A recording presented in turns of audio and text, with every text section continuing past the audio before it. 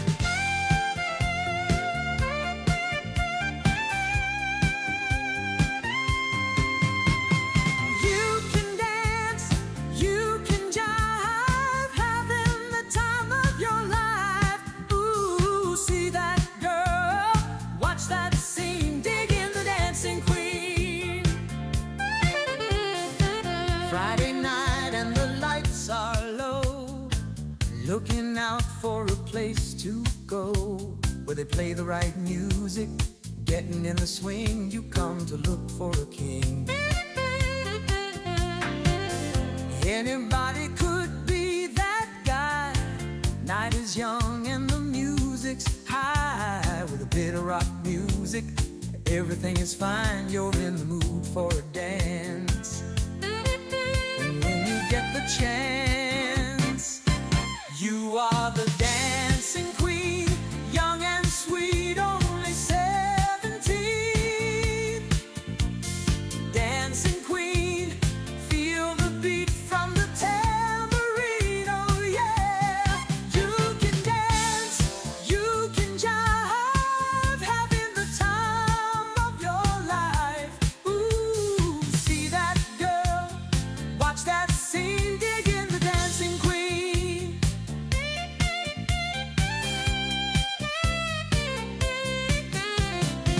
You're a teaser, you turn them on, leave them burning and then you're gone. Looking out for another, anyone will do. You're in the mood for a dance. And when you get the chance, you are the dancing queen, young and sweet, only 17. Dancing queen, feel the beat from the tambourine, oh yeah. You can dance, you can jive, having the time of your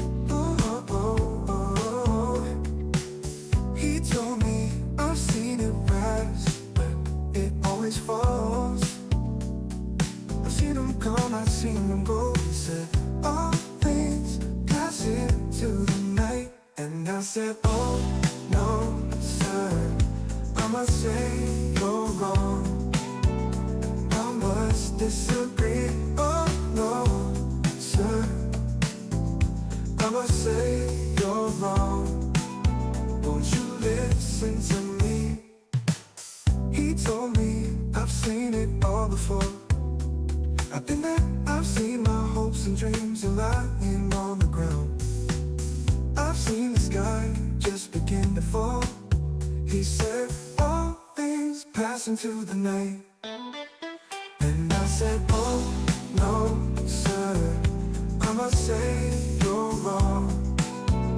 I must disagree. Oh no, sir, I must say you're wrong. Won't you listen to me? Goodbye, horses, I'm flying over you. Goodbye, horses, I'm flying over you. Goodbye, horses, I'm flying over you. Goodbye, horses, I'm flying, flying, flying over you.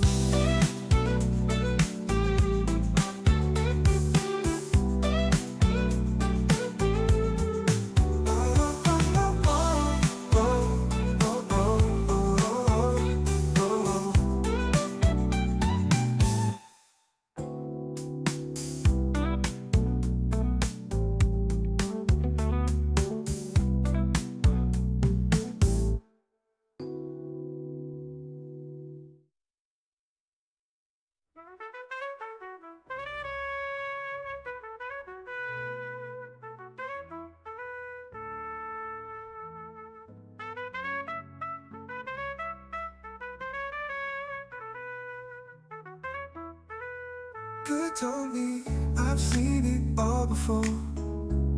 I've been there, I've been there.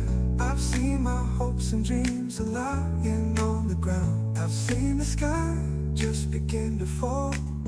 He said all things pass into the night. And I said, oh no, sir, I must say you're wrong. I must disagree. Oh no, sir, I must say you're wrong. Won't you listen to me? Goodbye, horses, I'm flying over you. Goodbye, horses, I'm flying over you. Goodbye, horses, I'm flying over you. Goodbye, horses, I'm flying, flying, flying over you.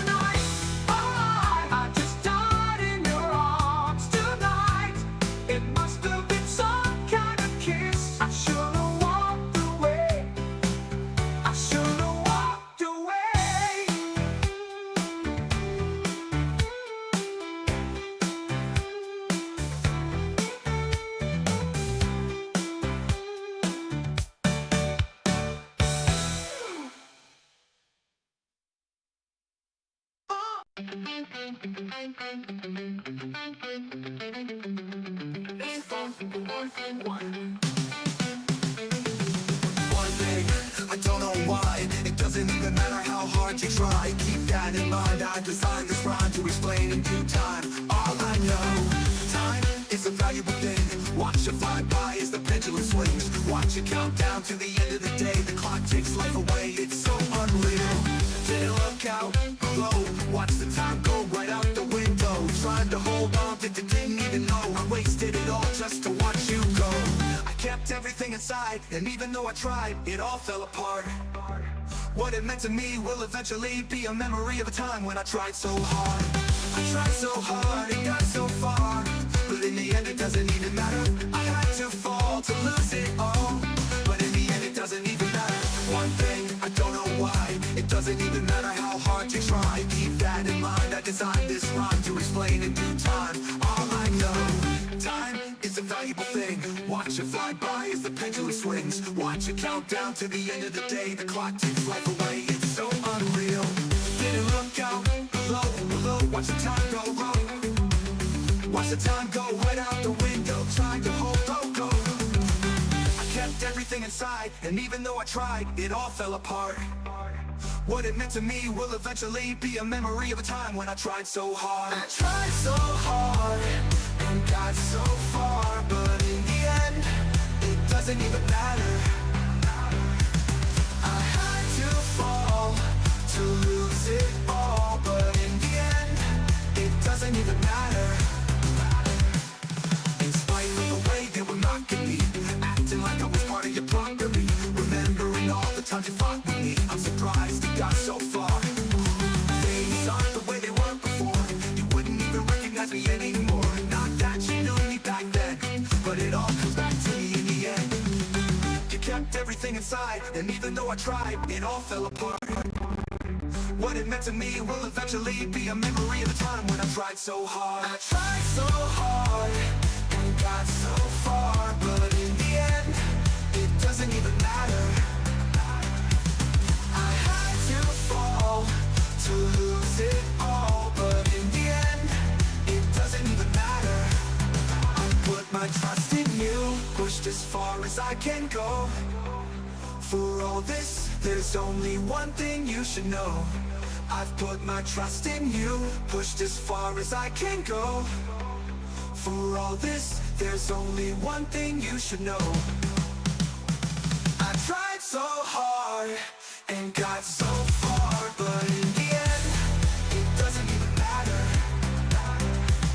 I had to fall to lose it all, but in the end, it doesn't even matter.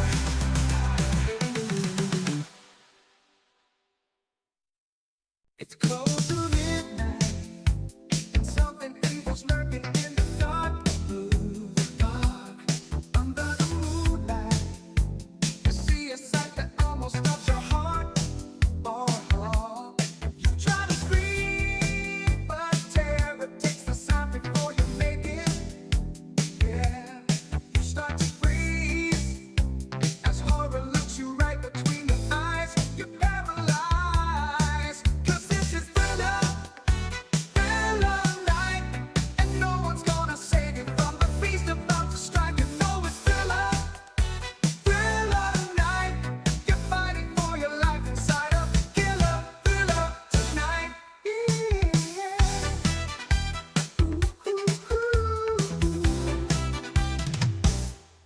You hear the door slam and realize there's nowhere left to run. You feel the cold hand and wonder if you ever see the sun. Oh, sun. You close your eyes and Welcome, my friends, to XboxEra. If you're new here, let me fill you in. XboxEra is a platform for the Xbox community with best-in-class forums, a kick-ass Discord server, and of course, XboxEra.com, your destination for the best news, reviews, and features, all focused on your favourite platform, Xbox. It's every Xbox fan's gateway to the best of XboxEra. Our incredible podcasts listened to in over 50 countries worldwide, our in-depth reviews, our own merch store for the coolest in gaming threads, and of course Day One, where you can track, rate and discuss your favourite games on Xbox Game Pass. We're a small, agile and independent publication, and importantly, we're completely funded by you. If you value having a publication truly focused on your preferred place to play, you can become one of the cool kids by supporting us directly via Patreon. Just head to patreon.com/XboxEra. You get cool swag and awesome perks, and we get to keep doing what we do. Become a part of the best Xbox community on the internet and help us grow even larger. Thank you for your support. XboxEra is only made possible by the support of an amazing community, and in particular our legendary and growing army of Patreon supporters. Our executive producers, Top, The Scarecrow 121, Peter B, Not Jack, Mohammed Sherez, Kevin S, Korkenstein, Jordan White, Jordan Andau, Frankie C, Terran H, and Britt. Our amazingly generous grand benefactors who take their support and dedication to XboxEra to another level. Krat56, an assassin. And then there's our boss, our leader, our shining light in times of darkness, the one and only XboxEra's CEO, Torn Raptor. You guys are all fucking awesome. If you enjoy the content XboxEra produce and want more of it, and you're not a patron, consider heading over to patreon.com/XboxEra, pledge your support, and get cool swag in return.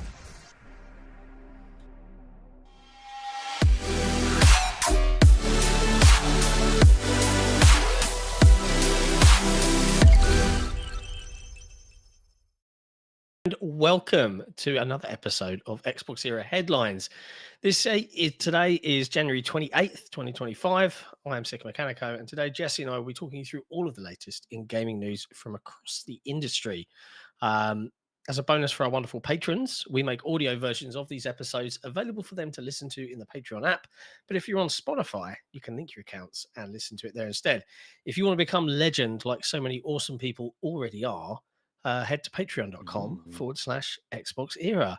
Hell of a week already. Hi, Jesse. Hello. It's lovely to see you on this Tuesday afternoon here in the UK. It's a lovely, sunny, hopefully, morning for you in Florida right now. I don't know. You tell me. It's all right. Good weather. Yeah, It's no, all right. it's pretty much the perfect weather time of year, where it's like Nice. mid 70s and then Just about 50 pleasant. at night. It's just very livable. It was super Yeah. cold last week. It was down to like 5 degrees for you. Yeah. No, that's 2 or not 3 pleasant. degrees. It was like 35 at night. It was really cold because it's super humid, and humid cold is terrible.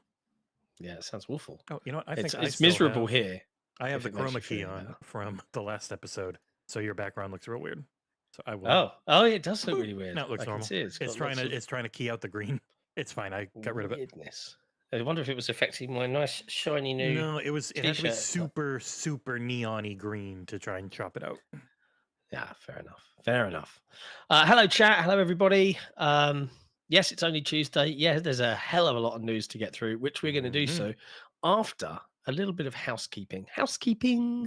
Just some site-related updates. It's not strictly news, but we just wanted to let you know that, as always, because XboxEra is brilliant and funded by amazing people. We dropped a hell of a lot of reviews over the last sort of 24 hours.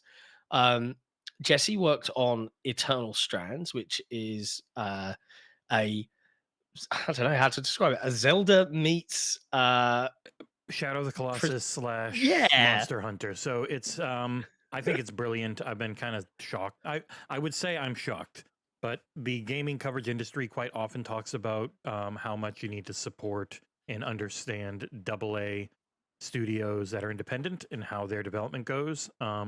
And yet, what about if we just shit on it instead? Yeah, a game like this comes out and it's not AAA productions. Like, it's really pretty and it's a lot of fun, but you can tell it's a small team who tried to focus on specific things, and I think they did them really well. But it just gets shit on in reviews for not being, big enough and the second coming. expensive enough. It's really goddamn good. It's coming to Game Pass later today. I forget. There's so many friggin' things. It might be in 2 days. That's Sniper Elite. Later today, this is available in Game Pass, I do believe. It is a single player only narrative. It's got the almost narrative novel adventure thing, cutscenes of people talking. The voice acting's pretty good. I know the character dialogue and stuff wasn't your cup of tea. You can skip all of it if you're like that. But it's a little young adult, like furry. There's giant bird people and a tusky man you see right here. But the actual gameplay itself, full on 3D, zone based exploration, and the way you upgrade is not through like experience leveling, it is through crafting. So you are trying to get specific drops, and it's like they fall into a bucket. There's like 5 buckets of items, and you can get anything in that bucket, and it'll give you better stats depending on how rare it is. And this, I've had a quick go on it, and I also echo your. Oh, this is very pretty. Mhm. I understand this is I want to say Mike Laidlow's Mike joint Laidlaw's BioWare, Yellow right? Brick Games new studio up there in Montreal, I believe. So Good for them. Yeah, these are the cutscenes, but the actual gameplay part, it's all physics based in both like regular kinetic physics and thermophysics. So fire and ice, like heat and cold. And you're using ice to make bridges, you're setting shit on fire, and depending on how you do it, you'll either temper or like burn off enemies and get different types of items from them. So there's like there's always this give and take on all of it, and your magic comes back pretty quick. It plays really well both on console and PC with mouse and keyboard. In my review, you might see I said I could not get a controller to work. Turns out it's a phantom Xbox 360 issue with the Windows Store, and not with, and it was actually with pretty much everything. It was a Windows issue where it's just reading something I plug in as a 360 controller, and the only way to get rid of that, outside of just unplugging everything, is to disable it, not uninstall it, because then it just reinstalls itself. Yeah. But yeah, no, That's weird. Eternal Strands is very good, and then I realized there's a lot more to talk about. Yeah, I was like, you can't go into detail on every game, bro, because the team pumped out a butt ton of reviews. I mean, I say the team, you did 3 of them, but we also had reviews drop for Sniper Elite Resistance, which, as you noted, is in 2 days. And I think effectively, hey, do you like the Sniper Elite games? Here's some more Sniper Elite. It's good fun. It's comfort food. It's in a expand alone almost. You could take it. It's a spin-off from Sniper Elite 5. If you liked 5, it's more of that. They've got one new thing where you find these propaganda posters, and you can go in and try and do kill everyone as fast as possible without being seen missions. It's got like you can probably beat the campaign in a couple nights, but then Hitman-like, there's different ways to murder your main targets, which gives you a little bit of replay value and stuff. It's fun. I quite like it. It's a solid fun 7. Who doesn't like shooting Nazis in their dangly bits? Like, what's not to love? We also have a review drop for Orcs Must Die, which is a tower defense meets multiplayer. Yeah, and I'm pretty sure shenanigan-filled game. Yeah, it's pretty similar to the other ones, except for this one adds in some roguelite elements in between waves where you get to choose different power-ups and stuff like that. It's very light. It's not a full-on roguelike, because roguelikes don't have any meta progression. That's the difference. No. Roguelites have meta progression outside of your runs. You think they could have like come up with a bit of more of a differentiator than a K and a T? Well, who here has even played Rogue? Have you? No, it was a game that's. I know. That's what it's all based off of, right? But a lot of fun for a little while. I think maybe a few weeks with a group of buds, up to 4 people total. There's a lot to unlock in it to get various different things. I've also very much upset people because they're like, "This is not how you should ever set up these traps." I'm like, I don't care. I won every wave, no problem. It was fine. I had extra resources, so I just set up more, knowing it's probably a waste, but whatever. But yeah, it's fun. What else do we have? We had a text-only review for Dreamcore from Fairy Empire, which is a surreal, backrooms-esque liminal space type game. Go check out the text review. It's on XboxEra.com. It's curious. I know that Backrooms is kind of all the rage. It's very pretty for what it is. But yeah, it's walking basically with eeriness. So, your mileage may vary. And we had Deadly Headley's first review on the channel with Tales of Iron 2, The Whiskers of Winter, which I kept typing in all sorts of different ways, like The Winds of Whisker, because I kept confusing it with Game of Thrones. And Mr. Deadly Headley really, really enjoyed it. He gave it a 9, saying that it was a triumphant marriage of genres. So go check that out. His video is on our channel. Very cool to have him as part of the team as well. Agreed.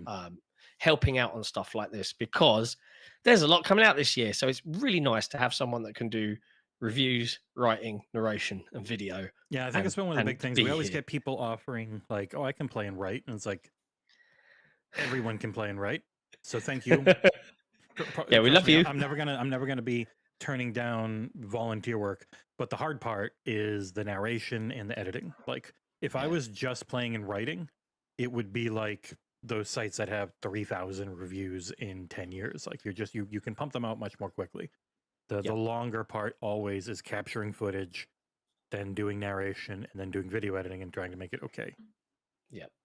But it's worth mentioning that all 3 of those 4 games, apart from the last one I just mentioned, which is Tales of Iron. So I was about to say Tales of Whiskers, the Winter Irons. Tales of Iron 2, Whiskers of Winter. So Eternal Strand, Sniper Elite Resistance, and Orcs Must Die Death Trap are all coming out as day 1 releases on Xbox Game Pass. So and being well fed to start looking at doing if I have the time, looking at doing a Ninja Gaiden 2 Black, and not Ninja Gaiden Black 2, which is what everyone keeps calling it, or Ninja Gaiden Sigma 2 Black. It is built off Sigma, which people I know. Ursa was very no, it's not going to be off that. It's like, of course it is. They're not going to go through and do all the work of porting Ninja Gaiden 2 to every modern system. Sigma's already right there. Yeah, absolutely. But yes, as always, a big thank you to all of our patrons, because the only reason we get the opportunity to review as much as we can and bring you the high quality videos that we like to make is because of you guys. So much appreciation being shown to you guys for enabling us to do that kind of thing. If you enjoy the Xbox Era content we put out, head to patreon.com/Xbox Era. Pledge your support, because we need it in this day and age. On to then, dear friends, the news. We'll start off with, I think, what everybody's kind of talking about, which is everything Phil Spencer said. He held 2 interview sessions last week, just after the developer direct, with both Destin Ligari of Safe State Plus and the lovely folks over at Gamertag Radio. And they were both pretty great interviews, I have to say. Lots and lots of nuggets of information. Lots and lots of people that don't understand how any of this works, and like, why didn't you just ask about this or this thing? It's like, well, those aren't known publicly, so you're not going to get any answer. And when he literally said, where we wouldn't tell anyone not to port anything, there's no reason to ask about any individual games, because the answer is yes, if they want to do it, and they can. It's all on the table. It's also not that they're going to do it. It's if they have the resources and they want to. Like, that's it. Yeah. You want to do it? You got the resources? Yes. Like, South of Midnight's not everywhere right away. Why? Small studio. Trying very hard just to get it out. Same goes with Obsidian's not huge. Like, they're not a huge company. They never have been. They're very and the Outer smart. Worlds 2 is the multi-platform release. So, it's an odd one to see people kind of like backseat drive interviews. Like, speaking, we've had Phil on before. You've got to bear in mind that hey, we would like to talk to this person. Okay, what would you like to talk to them about? Okay, here's some general topics. Now, they might extend you some trust in that you can ask them anything. But if you want to have them on again, frankly, there's never any point asking something that they will not answer. So you have to find clever ways around to kind of perhaps hint at or get to the topic that they want, and give them the opportunity to paint good answer water, because he's very good at providing the good answer water. Yeah, it's not like a Stephen Totillo or Tom Warren. We're in here as press to ask you specific questions that are hard hitting. It is I'm joining Gamertag Radio to celebrate their 20th anniversary. I'm joining Destin Legary to celebrate him going independent on Patreon. Like, there are reasons. Phil came on our show. I'm there to celebrate you and your community for episode 100. Like, he wasn't there to give us news headlines. He was there to be part of a celebration. It's just a different thing. And that is important to understand that. It's Phil on Kinda Funny to get yelled at for Redfall. It's very different than coming on our show. Yeah, I did. Yeah, you know. So, but nonetheless, there were lots and lots of great bits and pieces. We'll deal with a couple of them. If you want to have a really good deep dive discussion on some of the stuff Phil Spencer said, I wholeheartedly recommend you watch our recent episode of the XboxEra podcast, which aired this Saturday, just gone, with Paris Lilly from Kinda Funny and Gamertag Radio. He gets around because we chatted at length about these topics for around 2 hours. So there's lots of really kind of good discussion, I think, there for folks that are interested in this kind of thing. But to talk about some stuff perhaps that he didn't mention, and this one's near and dear to my heart, on Destin's interview, and head over to Destin's channel, give him a sub on Patreon if you can, patreon.com/SaveStatePlus. Phil was asked outright by Mr. Legari if he would confirm Starfield remain exclusive. So effectively he was like, hey, Indiana Jones, it had an exclusivity window. Would you confirm now that Starfield will remain exclusive? And Phil said, no, there's no specific game and there's no reason for me to put a ring fence around any game and say this game will not go to a place where it will find players and have business success for us. Perfectly reasonable answer. Mm-hmm. Take that as you will. Right. You took that as getting ready to dunk on people. I will save my victory tour for later on this year. But hey, I mean, look, I think, unfortunately for, am I going to get in trouble for saying this? Probably. I think, unfortunately for Microsoft, who, as a $1 trillion company, has bought lots of beloved artists and publishers and studios and things like that for good reason, right? Bethesda weren't doing well and then he wanted to be bought. Activision were like, we're running out of runway here. We need more support. They are hated for it, frankly, widely within the industry by lots of individuals. I'm just being real. All right. They're a $1 trillion company. It's okay to hate them as a corporation. It makes perfect sense to hate Microsoft, but it's weird that they are the one that's singled out of all of it. Yeah.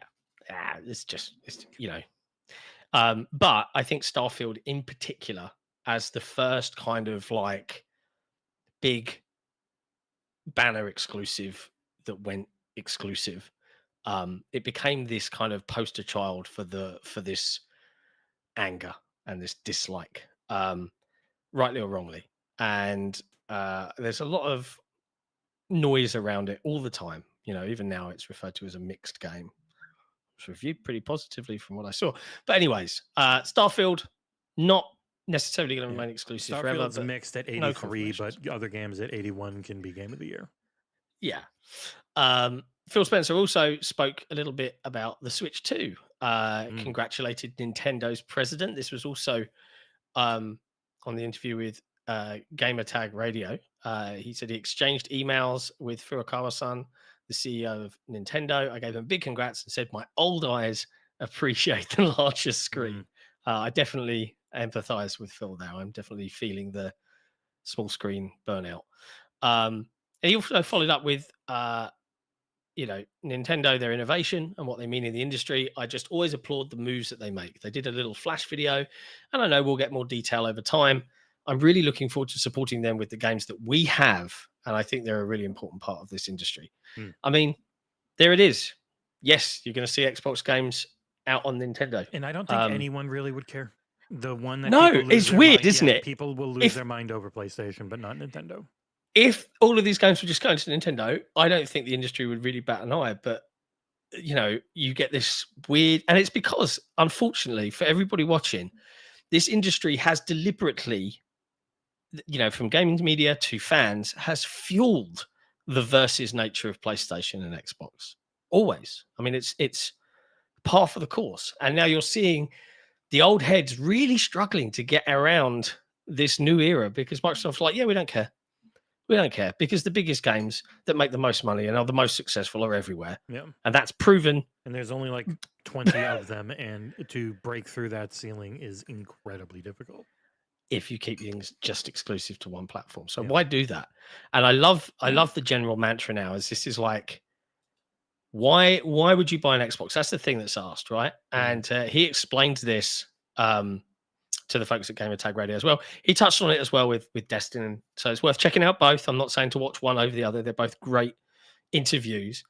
But lots of people are concerned about their libraries. Why should I buy another Xbox? And I think, again, look, in this industry, PlayStation, just like a macrocosm of broader society in this industry, PlayStation is also the market leader in terms of the preferred platform of choice for the majority of people that cover video games. So you're never going to get, in my opinion, again, this is all pulled out of my own butt crack, you're never going to get a direct kind of like acknowledgement from people that mainline PlayStation of how much better, frankly, the Xbox ecosystem is to actually exist in.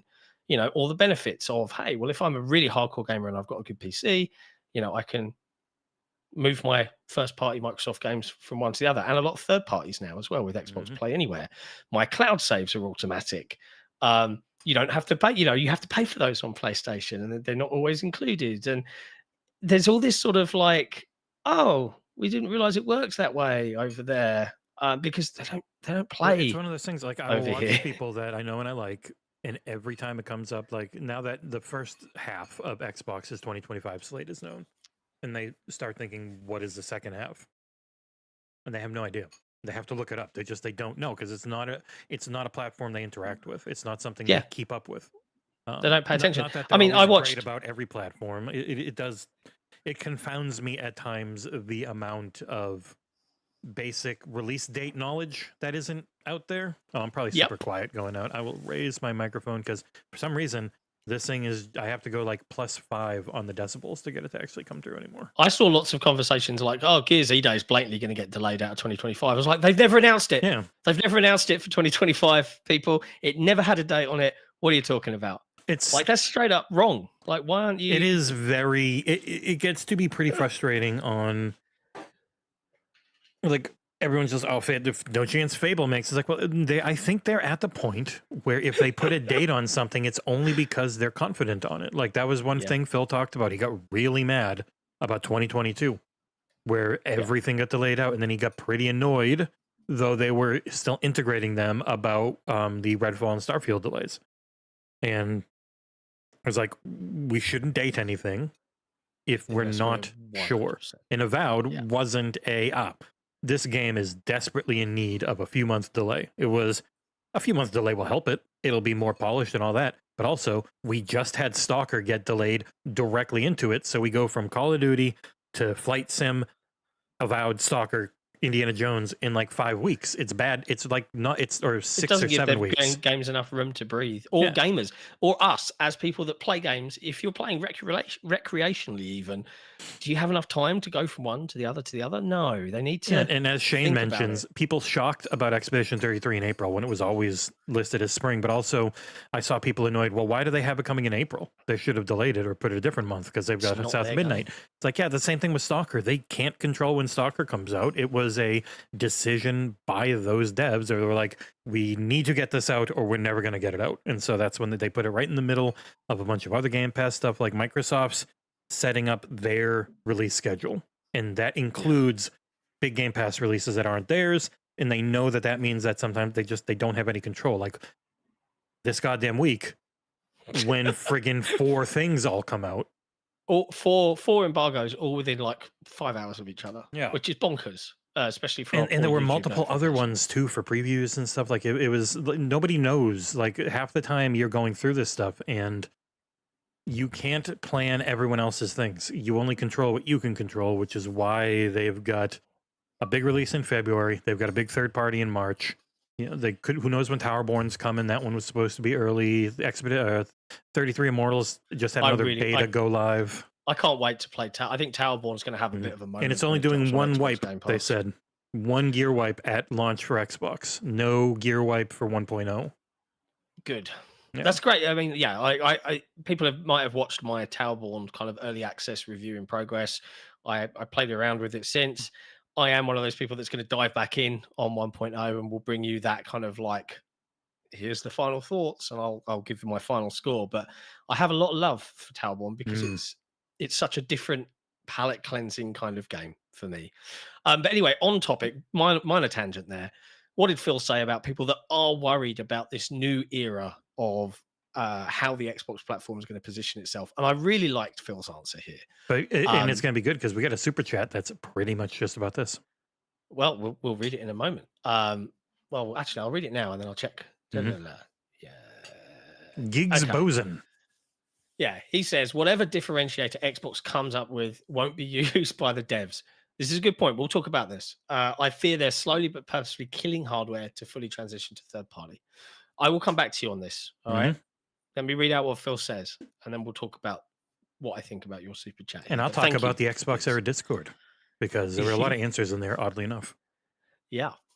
So Phil was asked this, you know, hey, where do our libraries go? Why should we buy an Xbox? And Phil said, I want people to pick hardware based on the capabilities of that hardware and how that fits into the choices that they want to make about where they want to play. And we want our hardware to win based on the hardware capabilities that we have. I think the difference, and I love this bit, that we've seen in the last 20 years, and I think this is good because I come from building games. That's obviously Phil. I'm talking as if I were him. Is it's really games first, not platform first. Most of the games that you or I will talk about will run across so many different platforms, and those are the games that are having big success. Those are the games that are at the top of the charts. I want to build a platform that services those creators, the creators that are trying to meet the people on every screen. And he said, let's say it, our own hardware, it's fundamental about what Xbox is. It's not lost to me that box is in the name of our brand. In the position that I'm in, I look at hardware as a critical part of what we do, but we're not trying to gatekeep the games off of other places for the benefit of it. Let's go build innovative hardware that people want to use to play, whether that's in their hands, on the TV, or other places. So here's how I would position this. And we had this discussion a little bit on Saturday again with Paris. I would liken the future of Xbox to Surface and Windows. Now, say what you will about Surface. Microsoft's decision was, we are the makers of Windows, the biggest operating software system in the world. Why don't you've got all these OEM partners that make PCs, right? But what if we made a line of PCs that equivalent to kind of like Apple's MacBook series are kind of like the technological beasts, you know, of art and function meets design that are kind of like our champions of our Windows products, and we use them to kind of boost what we do.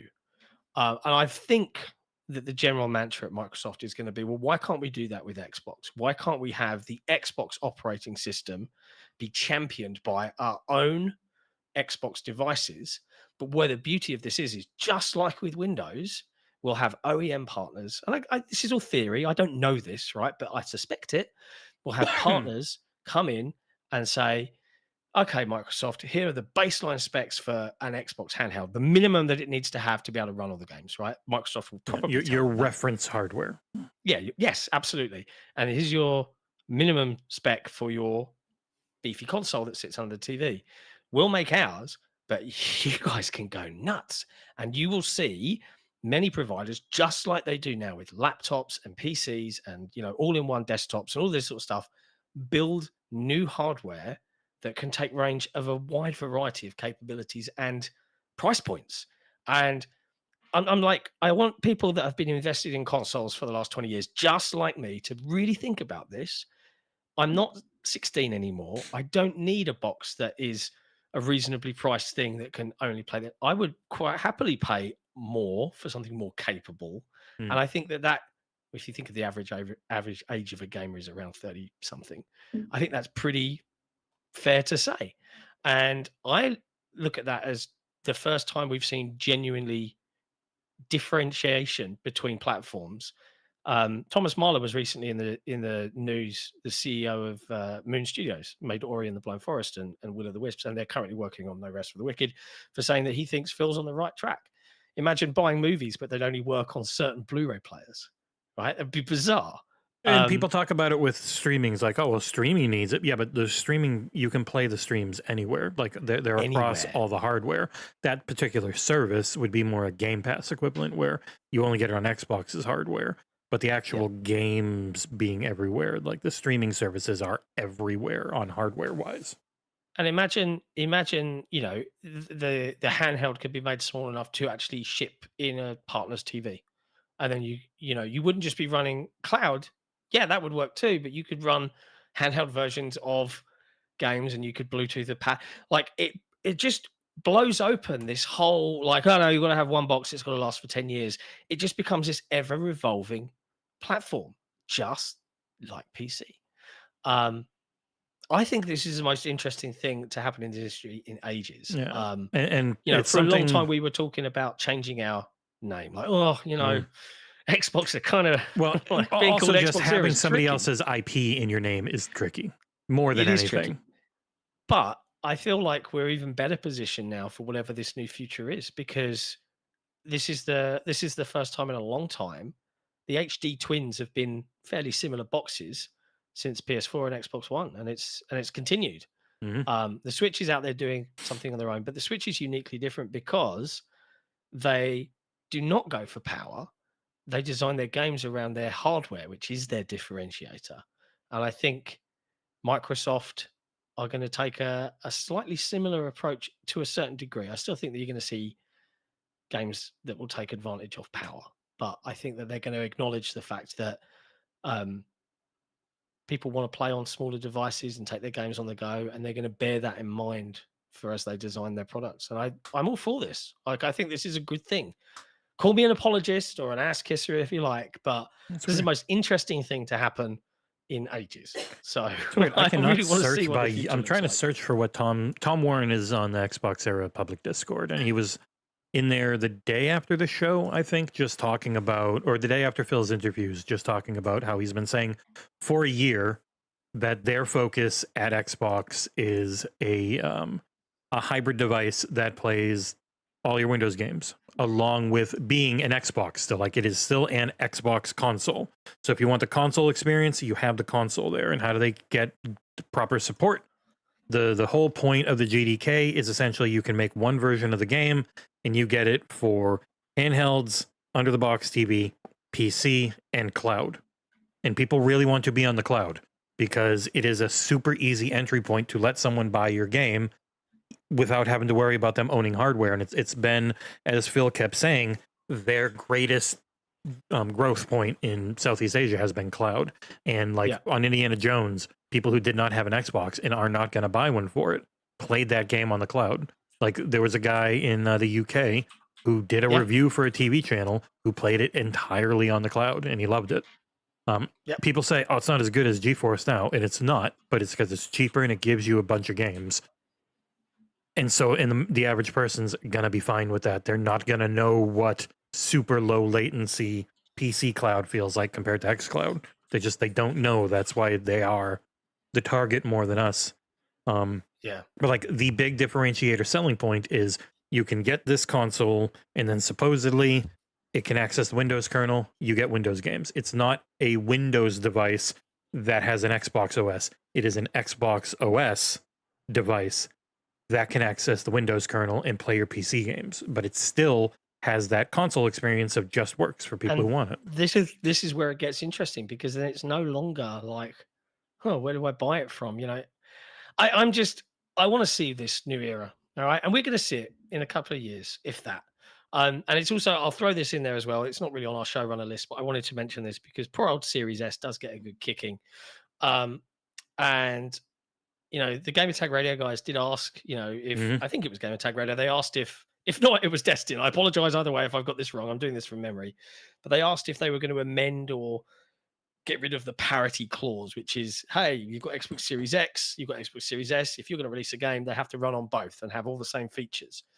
And Phil answered exactly how I thought he would, which is like, actually, it's kind of the opposite way around. all this talk and this love of new handheld devices. Well, we've actually done ourselves a massive favor here by having the Series S, because that becomes your handheld target in terms Hmm. of rendering. And that's got developers used to doing that for optimization purposes. So I think that this is going to open up a whole new era of games from indies and other bits and pieces that just makes so much more available to us and is better for us It as was the gamers. thing we talked It's about a lot. We talked about how when the rumors of a PS5 handheld hit, and like that doesn't work. The hardware can't do PS5 games, and you can't just the way they code it. There's no just tell it to run slower or tell it to run worse. Like that's just not the way their stuff works. But Microsoft already has for every Xbox Series game a profile that will run, and you can look at the Xbox One and Xbox One X games.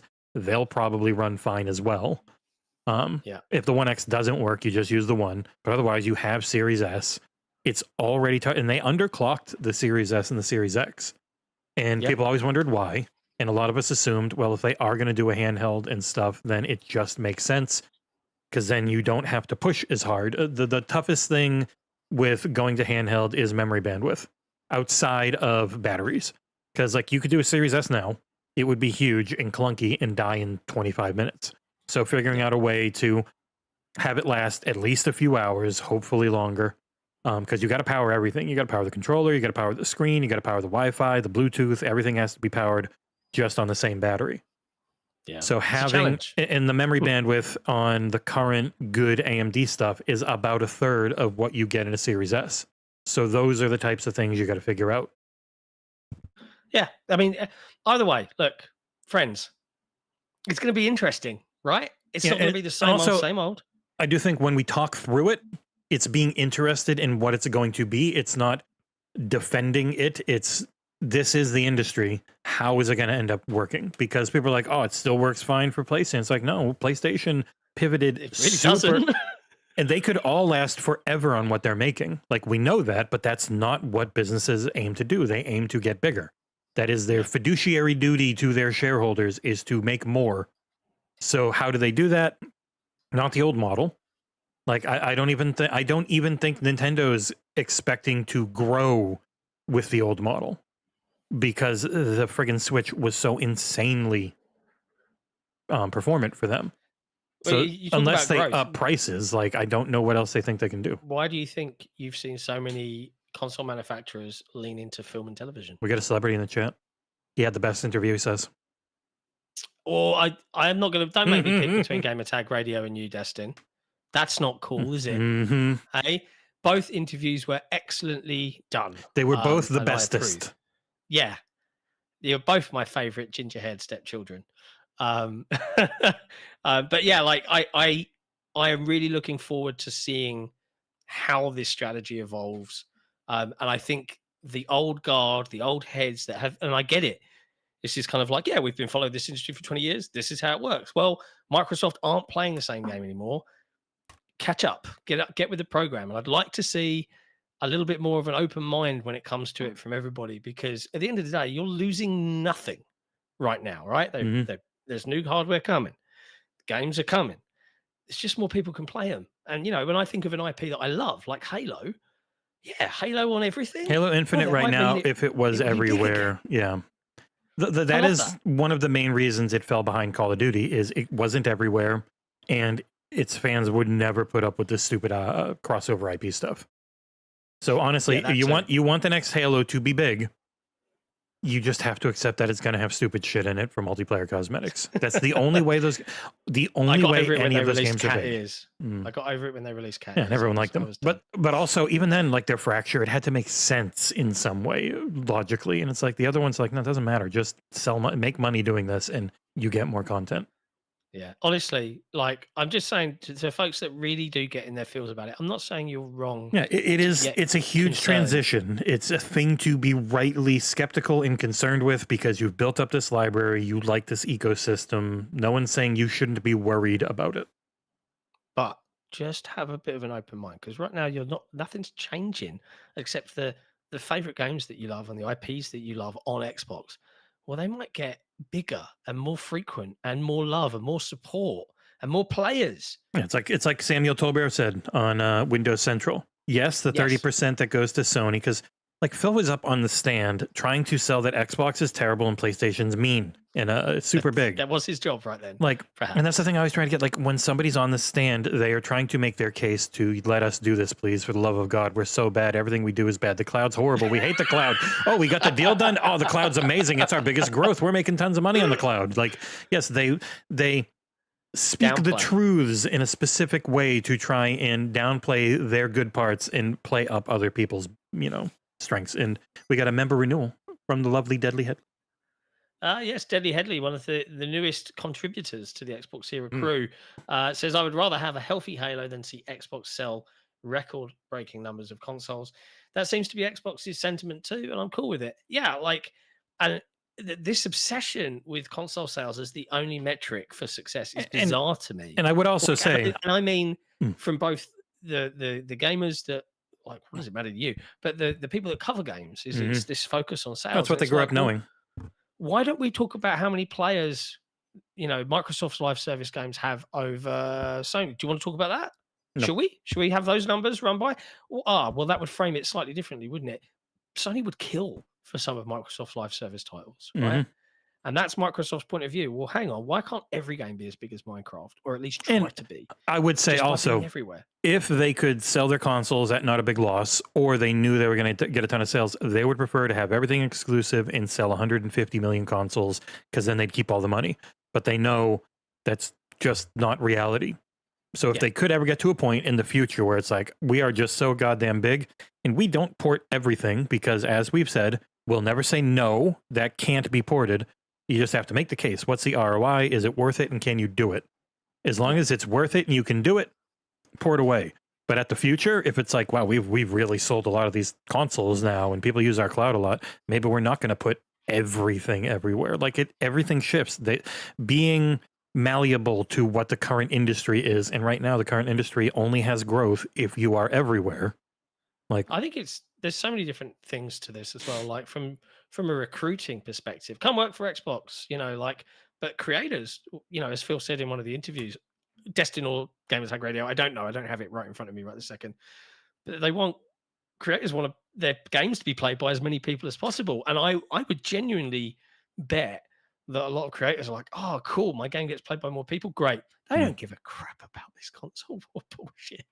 And also, if you can say, as Destin saying, hey, all the games, you obviously can't point out things. They don't normally do that, but it's like you can play all your favorite games on Xbox and Windows, which includes it will include every Sony day and date, because they are moving to that.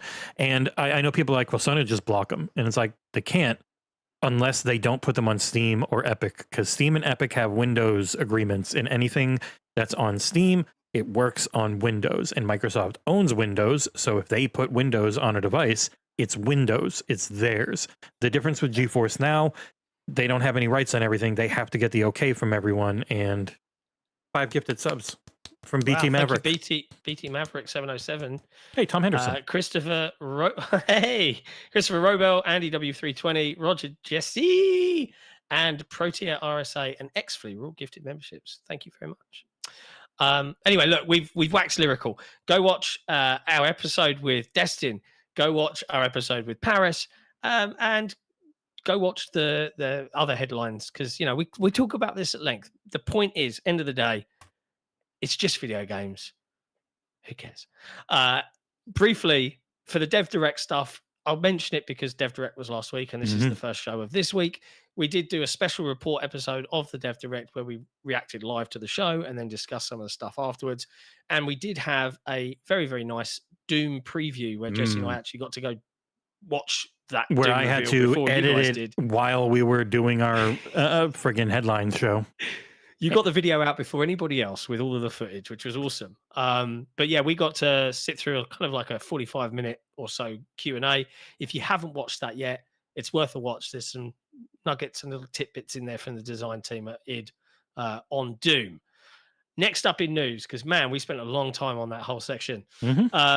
People Can Fly are working on Gears E-Day. The prodigal son returns to the franchise. They helped out with Gears 1 to 3 back in the old days. And they have announced yesterday that they are also working on E-Day with the Coalition. It's worth just pointing out, because I've seen some confusion. The Coalition are the lead developers of Gears of War E-Day, and People Can Fly are helping. That's the story. They're not making Gears E-Day on their own. Yeah. They're not like co or anything. They are a studio helping the lead devs, which is very normal. I highly doubt there is any AAA game that is single dev developed anymore. They're too big. Yeah. So it's very cool, though. They've got a long history with the franchise. They made Gears of War Judgment, which is the gingerhead stepchild of the Gears of War franchise, but it's still a good game in its own right. It is a thing. So, and this is not Project Maverick that had the $50 million budget, because in Poland they generally have to just say what you're working on for when you report stuff. So they have another project that was with Microsoft called Project Maverick that had a $50 million US budget, and this should not be that as far as everything goes. Like, this is just something alongside that, because they had 4 projects, 2 of which I think were canceled, and so they're mostly just working with Microsoft right now. It seems. Sorry, I just need to take care of this. Bye. Yeah, kill him. You only deleted. What doing. You got to yeet. Fully yeet. Yeah, you can yeet them if you want. Get out of here. Oh, you did fully yeet him. Yeah. Yeah, he's yeeted. Yep. Sorry. One of the wonderful things about being a member of the XboxEra community is we do not tolerate in any way, shape, or form bullshit people in the chat. We will just get rid of you. We don't care if we don't read your messages. Oh, we're so fragile and we can't take it. No, we just don't want the rest of the community to have to read your BS. So if you come here thinking, oh, I'm going to be really, edgy, bye. Sadly, it's not that edgy anymore. No, it's just sad. Yeah. Next up in news, Xbox Insiders, heads up, according to Xbox Wire Team today, you can try out the latest Baldur's Gate 3 update with the Patch 8 stress test. This is for people that like Baldur's Gate 3 and they like breaking stuff. This is a stress test. So this is the final major patch for Baldur's Gate 3, but it's so packed with stuff that they want to make sure it doesn't destroy the world before they release it. It accidentally went out early on PlayStation 5 by mistake, and and it broke some stuff for some people. So this is a separate application from the main game, and you have to go via the Xbox Insider app on your consoles. You'll just have to have 2 copies of Baldur's Gate 3 effectively. But you can join that, and you can go to the store page, download this updated version, and you'll just be able to stress test it and all of that jazz. So if you want to do that, you can do that. It does bring cross-play, so you can join with friends on other platforms. It's funny. This is all after they said they were done working on the game a lot, but they can't. They just keep having good ideas, and so they're like, we're going to go back and do it. Oh, dear. Love it. I just see Destiny say, I'm on notice. I was like, just be clear, I was not talking about Destiny in the chat earlier. Just want to make that clear. So good for the Baldur's Gate devs, like Larry and a mate. D.E. Eiston. That should be your new nickname. Anyway, elsewhere, Xbox wise, they've teamed up with Fanta for a European slanted giveaway where we can buy or perhaps win a rather ugly looking Fanta coloured Xbox, if that's your thing. Or a lot of very colorful controllers as well. Yeah. I mean, I don't mind orange. The yellow ones, I mean, it's okay. It's not for me. I'll be honest. It's not for me. But if you really love Fanta, maybe it will be for you. You can go and enter the Fanta sweepstakes. The stupid thing doesn't even work. They've got it like a square, but it's like a taller thing, so it ends up cutting off half the goddamn promotion anyways. Wow. Can't even read it. Way to go, Fanta. Whoops. Idiots. I'm flying through these because I'm conscious of time. We like to keep these shows at around an hour. You like to keep the shows. No one else cares. You like to do it because of your kids. Yes. That too. Split Fiction, which is the new game from Hazelight Studios and one I'm very much looking forward to as someone who should be on the list as far as I know. We'll see. It Takes Two. Split Fiction has gone gold. It's not coming out until March the 6th, so I am hopeful that means us review people will get a decent chunk of time to go hands-on with it. They are efficient. yeah, there's a new trailer available to watch on the YouTubes, which is narrated by Josef Ferez. Looks really good. If you really love co-op games, huge gameplay variety, and some good fun, I think Split Fiction is going to be right up most gamers' alleys. I hope it has the same kind of weirdly dark sense of humor as It Takes Two, but we'll find out. And for people that I saw someone comment when I was writing the article up yesterday, there was a comment in the YouTube chat about, oh, why have you gone lesbians? DEI woke accusations. I'm like, if you actually listen to the developers, I think it's like the lead designers or someone's two kids are named these characters' names. They're not lesbians. It's just an inspiration for these two characters. Any two women that are together must always be gay. Just like happens with Gears of War. Marcus and Tom are together. It's such a bizarre thing. But yeah, Split Fiction, March the 6th from EA and Hazelight. Looking forward to it. Next up in news, I will touch on this lightly because, whatever. US President Donald Trump has apparently said straight up, and this isn't confirmed, but Donald Trump said it, so I guess we can say it too. Microsoft is in talks to buy TikTok. This is all stemming around the demand from the United States that ByteDance, the Chinese owners of TikTok, have to sell the app or cease operating. At least 50% of it in the US. But Microsoft hasn't said. Trump, no matter what you say, no matter what side of the political spectrum you're on, you can all agree the guy talks a lot and says a lot of things. And the previous rumor was it's Oracle looking to buy TikTok, with Microsoft as some level of also part of that deal. So not Microsoft themselves directly looking to buy TikTok, but being part of a group led by Oracle was the original rumor. Yeah, and there's a super chat lightly linked because of the President Trump part from Cody Bishop, who says, thoughts on the TSMC tariffs. Now, if you hadn't heard, another thing President Trump said is they're going to apply insane tariffs on semiconductors out of Taiwan. This would, in theory, affect all sorts of electronic goods, from consoles to mobile phones to desktop stuff. Probably could be quite expensive for us gamers if that happened to occur. Again, Donald Trump says a lot of things. Will they come true? Let's find out. We had a couple hours of Colombian coffee being hit with tariffs, and then that's gone. So a lot of it is just businessman posturing, and you got to see what actually does or does not come to fruition. A lot of it is just trying to get good deals, his whole art of the deal thing. So we will see, but the tariffs are mainly there to pay for corporate tax cuts. So he definitely does want to get some. We'll see. But thank you, Cody, for the super chat on that subject, because I hadn't got it written here, so it was nice to include it. Next up, PlayStation Productions, which is the movie arm for Sony's PlayStation's next movie project is Resident Evil. This comes via VGC, Andy Robinson writing. A rebooted Resident Evil movie is reportedly in the works, with major studios said to be currently bidding for a new film produced by PlayStation Productions. This is originating from The Hollywood Reporter. Constantine Film, which has held the screen rights for Resident Evil since the 90s, will reportedly produce the reboot along with PlayStation Productions, a studio that was formed in 2019 by Sony Interactive Entertainment to adapt its original game properties for film and television. Which is weird because partnership. This isn't theirs. Yeah, but they've got the rights for the film. They've got control over Resident Evil really hard. For $5 million bucks. Spider-Man.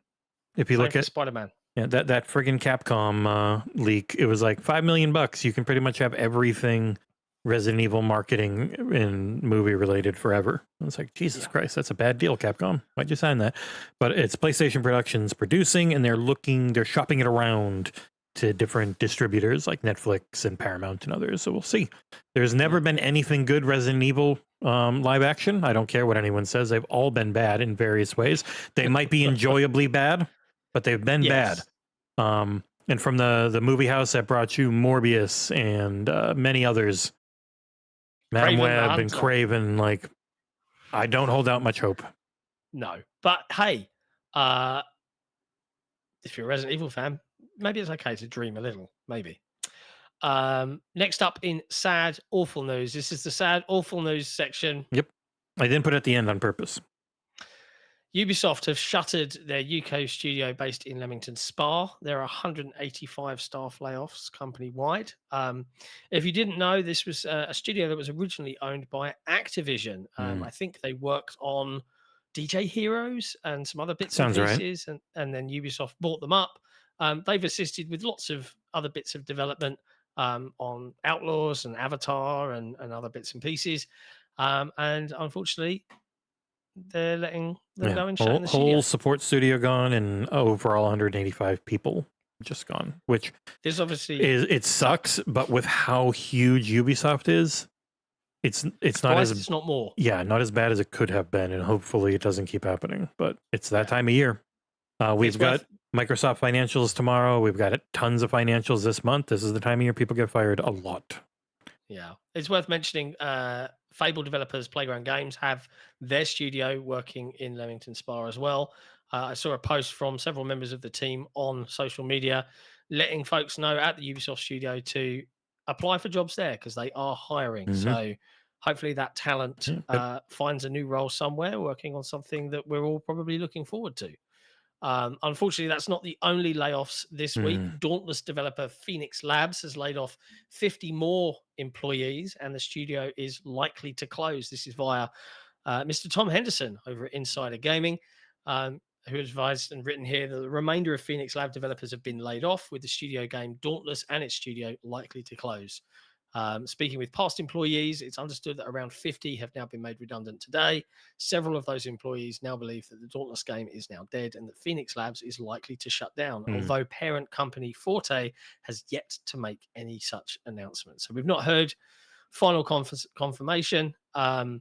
Phoenix Labs did post a statement that says earlier today, the majority of our development team were impacted by significant reductions at Phoenix Labs. This has been a heartbreaking decision for all of us. Platitudes. We know you may have questions about what this means for Dauntless and its future. While we don't have any answers at this time, we are committed to keeping you informed and will share updates as soon as we can. Why are games going everywhere? Because they need to. Otherwise studios shut down. All right, that's why. Honestly. Anyways, sucks for the developers. I hope they land on their feet as best they can. Thankfully, at least the UK overall, there seems to still be a fair number of studios hiring. So hopefully people are able to get jobs, because it sucks. Now, no matter which side of the fence you sit on, this is a damning statistic for one side at least. US physical game spending has halved since 2021. That is, buying a game in a box off of a shelf is down more than 85% since its peak in 2008, the good old days. So it's halved, 50% less than it was in 2021. This is according to new data from market research firm Sakana. Matt Pescatella over on Blue Sky has said the rate of decline in US physical video game software spending accelerated in 2024. So that means more people are buying digital. Physical video game software in the US has been cut in more than half since 2021. It is now more than 85% below its 2008 peak. We'll see if Switch 2 can help or slow or reverse this trend in 2025. It'll probably. I think people are still on the physical train with Nintendo because their games never really go down in price anyways. So might as well buy them physical to resell. Evergreen. They are the evergreen of the video game manufacturers. Yeah, they are what PlayStation wants to be without having to do remasters to reset the MSRP. Yeah. Having said that, as someone who is 100% digital in every aspect of my media consumption, it doesn't bother me. You know, I understand people that love physical. I'm not telling you not to, but for me, having a disc is the same as having a hard drive.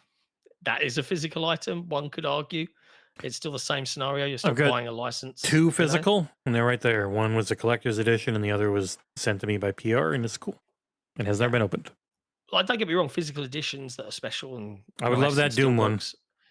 I understand, but the only thing that frustrates me with digital is that when it started to take over, I was like, "Oh, cool! Video games will now cost like they do on Steam, significantly." Oh, wait, that didn't happen. I am curious if they do have Steam on Xbox. Does that mean that their prices have to match? Yeah. Because who's going to want to buy Alan Wake 2 for 60 instead of 50? Yeah, exactly. And speaking of special editions, I did see a tweet that has just been pinged to me. Thank you very much. You know who you are. From the developers at Clear Obscure Expedition 33. That's probably have Tom actually Henderson written- who pinged it to you because he just said it in chat. Yeah, he did. Yeah, okay, Tom Henderson pinged it to me. Never could we have imagined that we'd sold out of our collector's editions so early, nor did we know the demand for our physical editions would be so high. Getting these made was a monumental feat for us. We're so grateful to see the demand that was there. And that Ooh, I exceeded had no our idea this expectations. collector's edition was even a thing. We will try our best to explore the options of restocking. We can't promise it, and we hope you understand the limitations with this. Wow, this is a That cool said- looking collector's edition. It's the monolith of the number. Oh, nice. Yeah. They feel the support louder and clearer than ever. Thank you so much. That's pretty cool. I mean, Only at GameStop. That's probably why yeah, there's not the that many. artwork for it is really, really good as well. So that helps. But yeah, good for them. So there you go. Physical versus digital. Currently, digital's kind of winning, but then there are those little moments that physical makes a comeback. So we'll see. What else have we got? Ex-Gearbox Publishing devs form a new publisher called Cooldown Games. This is coming via GameDeveloper.com from Justin Carter. These are former staffers at Gearbox Publishing, and they founded a new publisher, Cooldown Games, and did a little interview with Bloomberg. Co-founder and CEO Steve Gibson said the plan is, as it was at Gearbox, to bring promising projects to the game market and continue working with his fellow alum after Gearbox software was sold off to Take-Two last year. Some employees have remained with Embracer and have rebranded into Arc Games. Others were laid off as part of the parent company's restructuring plans. There's a bunch of new people there. Cool down. There you go. New publisher on the block. That's nice, isn't it? There's been a couple of them.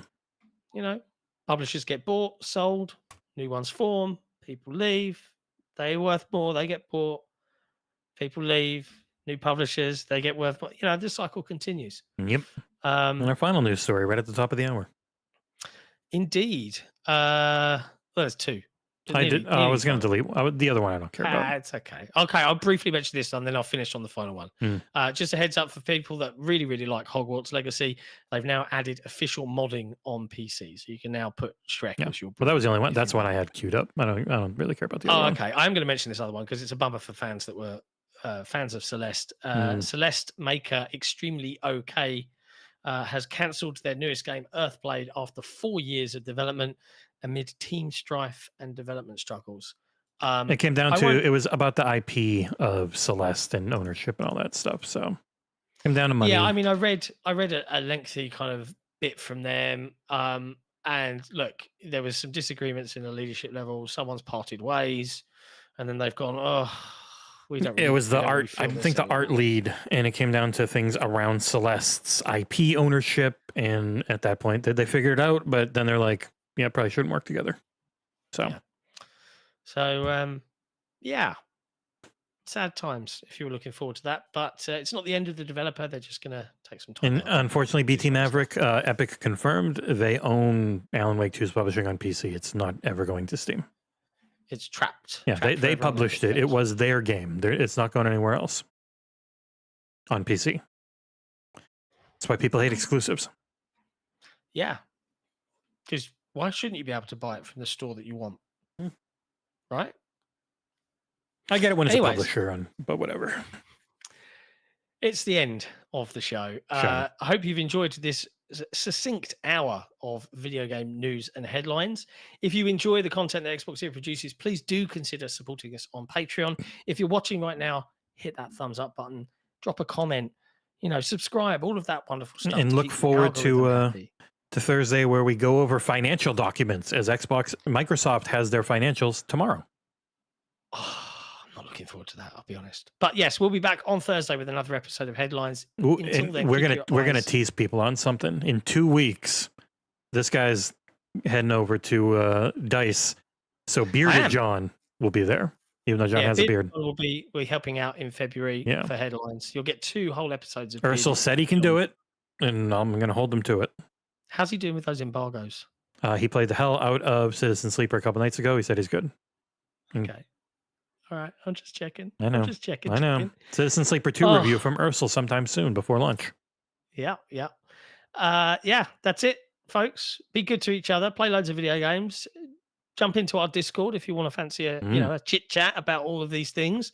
We'll be back on Thursday with more headlines and all of that jazz. Until then, keep your eyes on XboxEra.com for all of our other reviews that I'm sure and bits and pieces that are dropping this week. And we'll see you soon. Be good. Ciao for now. Bye-bye.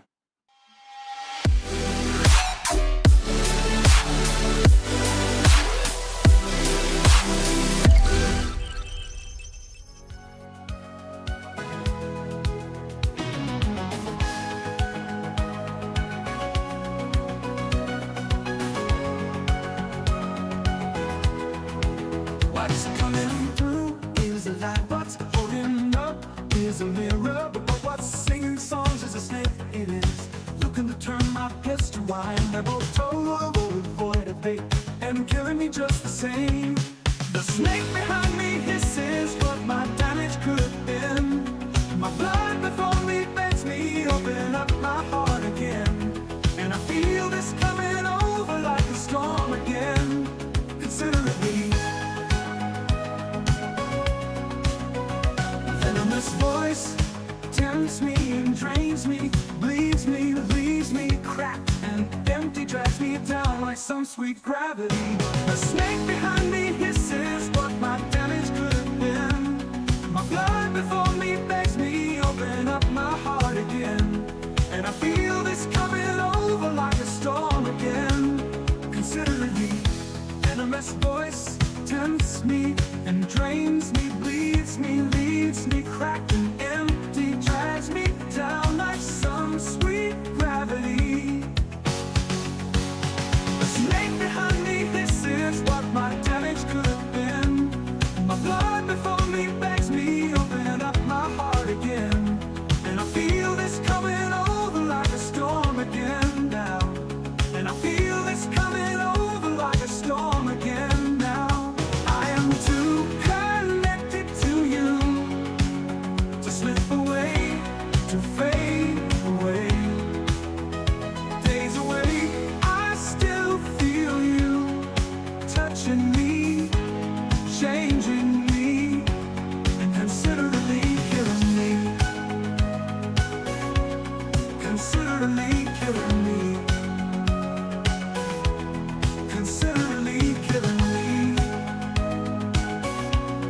Considerably killing me. Without the skin here, beneath the storm, under these tears now, the walls came down. Once the snake is drowned, and as I look in his eyes, my fear begins to fade. Recalling all of the times I could have cried then, I should have cried then.